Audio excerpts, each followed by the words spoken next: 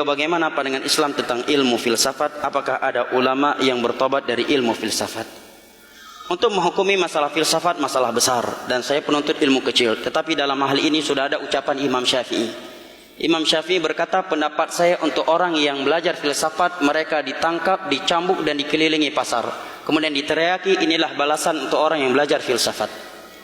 Ini ucapan Imam Syafi'i. Silahkan buka dalam kitab Asy-Syari'ah Al-Imam Al-Ajuri. Kitab Syarah I'tiqadi Ahli Sunnah wal Jamaah Al-Imam Al-Lalikai, hidup pada abad keempat atau kelima. Silahkan buka kitab Al-Ibanah Ibnu Battah. Juga silahkan buka kitab Aqidah At-Tahawiyah karya Al-Imam At-Tahawi yang hidup pada abad kedua dan disyarah oleh Al-Imam Ibnu Abil Ais yang hidup pada abad ke-6 atau ke-7 Hijriah.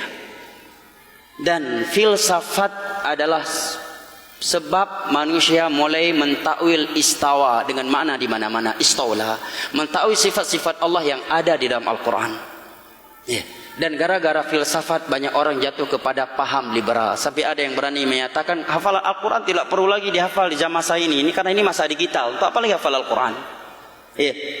Sebagian mereka gara-gara filsafat menyatakan kita yang penting jaga hati. Selama hati ini bersih, baik, walaupun nggak sholat nggak masalah, daripada sholat hati nggak baik. Orang yang sholat kan belum tentu masuk surga. Kalau orang yang sholat saja belum tentu masuk surga, apalagi orang yang nggak sholat. Mestinya kan begitu gaya dia berpikir, ya kan? Tapi karena filsafat. Dan filsafat pertama kali muncul itu pada abad kedua atau ketiga Hijriah.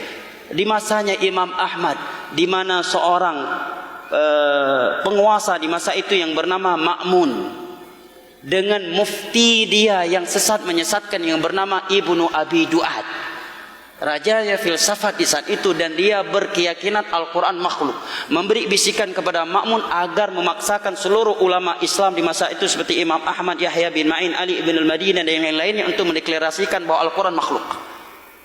Maka kitab-kitab filsafat Yunani diarabkan. Kalau ada yang berkata beda filsafat sekarang dengan filsafat dahulu, maka itu sama dengan ucapan sebagian mereka beda Syiah dulu dengan Syiah sekarang.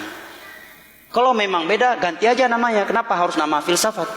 Satu. Kedua, filsafat di masa Imam Syafi'i saja seperti itu ucapan Imam Syafi'i. Amat keras ulama Islam mengingkarinya, apalagi filsafat di masa sekarang. Yang Nabi katakan la yati zaman illa walladhi ba'dahu syarrun min, tidaklah datang suatu zaman kecuali zaman yang datang berikutnya lebih buruk daripada sebelumnya.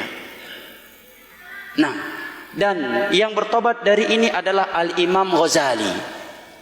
Beliau meninggal dalam keadaan Sahih Bukhari berada di atas dadanya.